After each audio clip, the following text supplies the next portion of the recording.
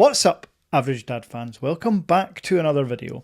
And if you are one of my regular educated viewers, you will know that there are other manufacturers out there outside Samsung, Google and Apple. For example, Oppo. Oppo have been smashing it for years now, and this past month the release of the Oppo Find N6 and the accompanying stylus pen absolutely blown me away. Well, as you can tell from the thumbnail, they have also released the Oppo Watch X3. Yes, really cool synergy between the branding and unboxing experiences, so again, well done Oppo. In this video, I'm going to break down the best features of the watch, including the design and hardware features, because it's not all just about software, and then ultimately tell you where I sit in the smartwatch landscape of things. Can the Oppo Watch X3 knock off my number one smartwatch? Let's go!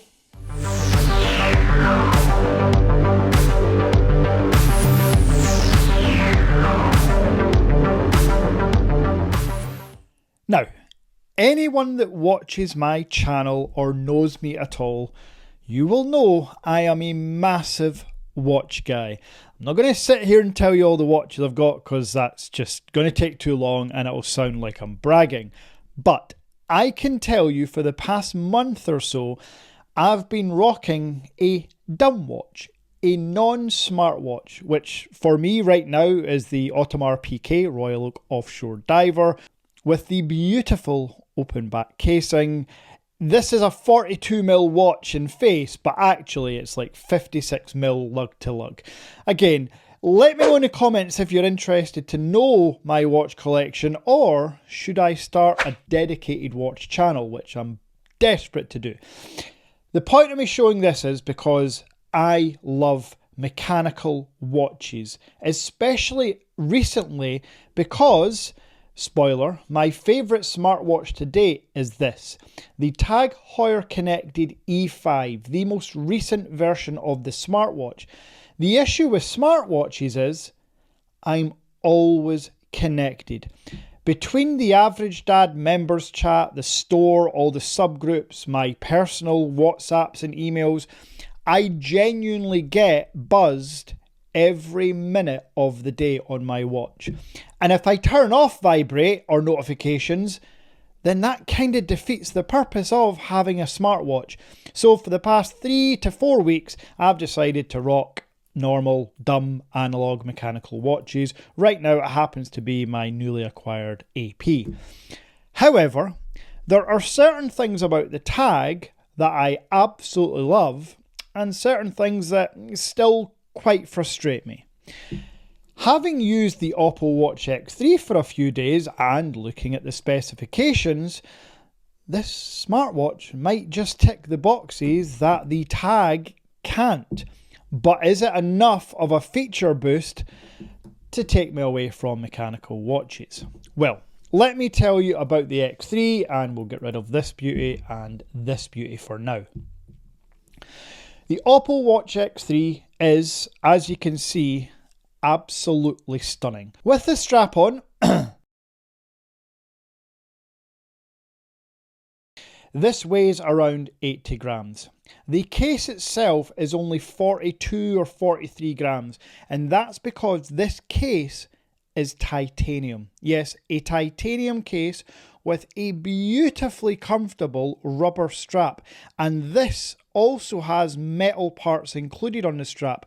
Unlike other smartwatches that go for full rubber with no metal on the strap, this has a couple of metal links, and honestly folks, comfort wise and fit, absolutely beautiful. I promise you, this is the comfiest smartwatch I've worn to date.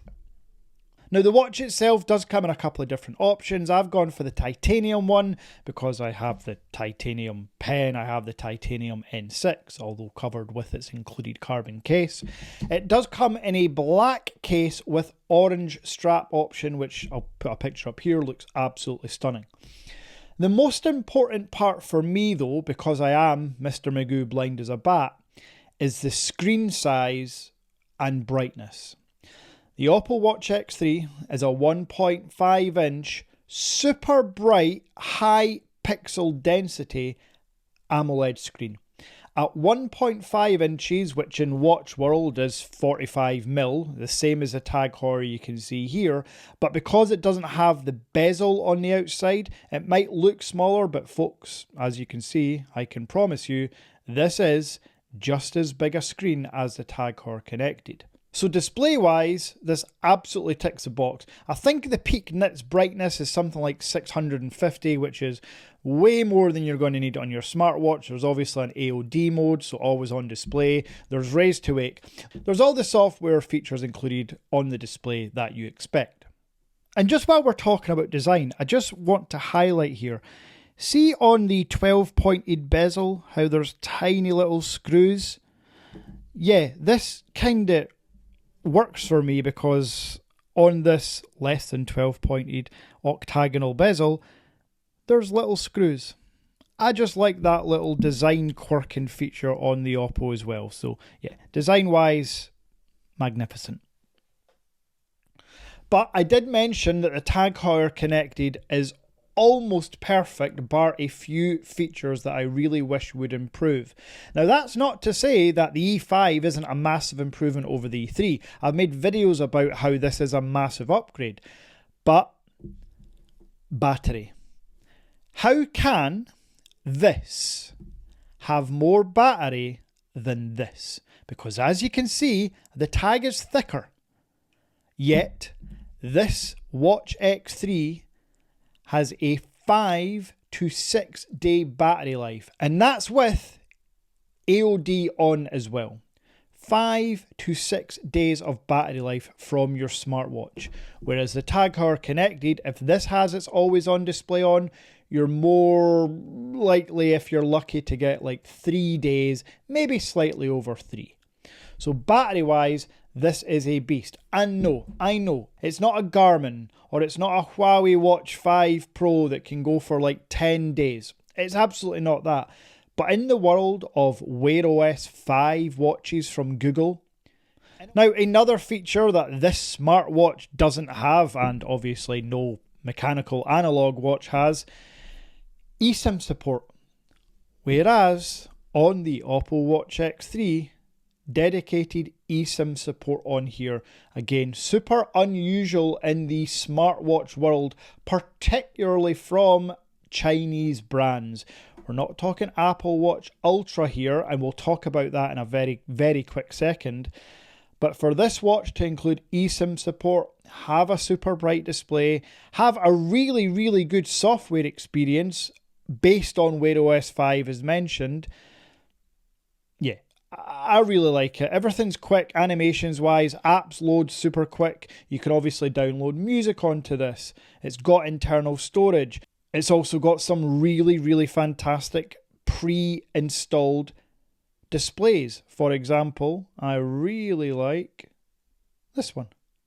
Look at that animation. Really, really like it. I can imagine that looks pretty cool with the orange strap and black casing. I'm sure I can tweak this and change the colours and what have you in here somewhere. Now this obviously connects to the O Health app on your Oppo device. It will work with a OnePlus phone as well. That's important to note because there will be people watching with a OnePlus 15. I am sure of it. So in terms of compatibility, this offers a really, really good option for the Android market. Now, I did talk about the Apple Watch Ultra. Now, I've got the Apple Watch Ultra 2 here, and you'll never hear me fault the Apple Watch Ultra because battery life is fantastic. In my opinion, the design is great. It offers something different in a square casing rather than circle. The only drawback is its lack of cross-compatibility. You can't use this really on an Android device. Whereas, and the reason the Tag is probably my favourite smartwatch out there, this works on iOS and Android. And I mean fully works. This syncs to the Health app on Apple. This syncs to the Health app on Google. Tag Heuer have got their own software included which allows for cross-compatibility. The Oppo Watch doesn't. The Apple Watch doesn't. So with all the design benefits, the battery benefits, we have to talk about price. And this is where, and I'm going to remove this now because, nobody, especially my wife, doesn't need to know the price of that one. But if we stick to the smartwatches, the Apple Watch Ultra 2 is £750. The Tag Heuer Connected E5 is £1,500.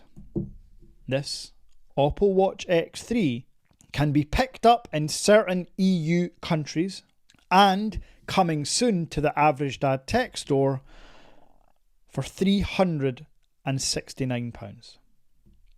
So, for half the price of this, you get this. For a quarter the price of this, you get this. I've only had it a couple of days. I will do a more in-depth video, of course. In terms of setup, guys, this doesn't need a dedicated video.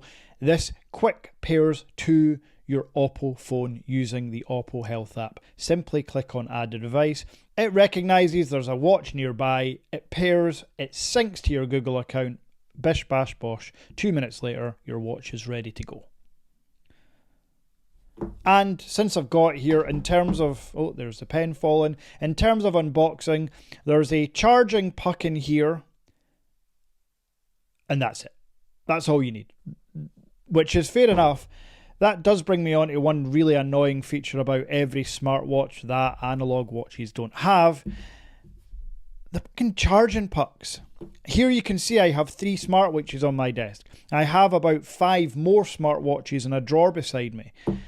Every single one has its own charging puck. That is such a pain.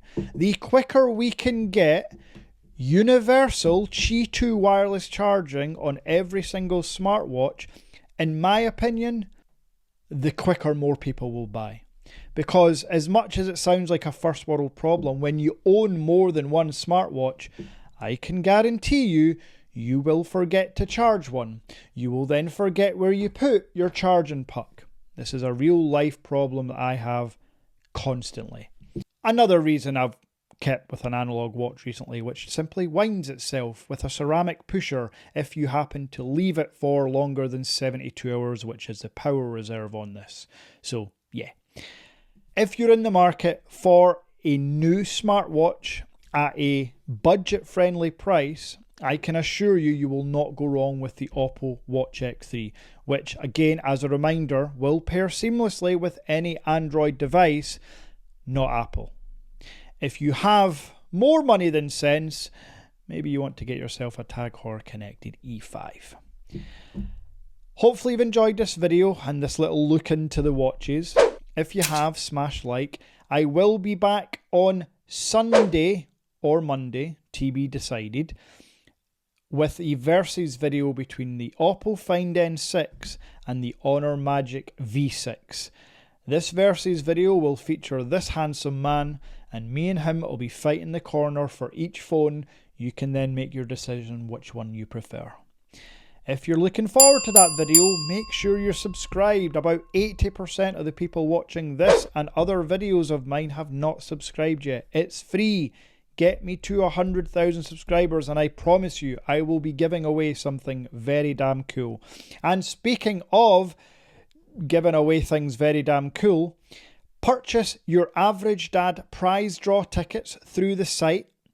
1 is £5, 3 is £10 and 10 is £20, because on May 1st one of you will win the Oppo Find N6 Global and the AI pen kit case.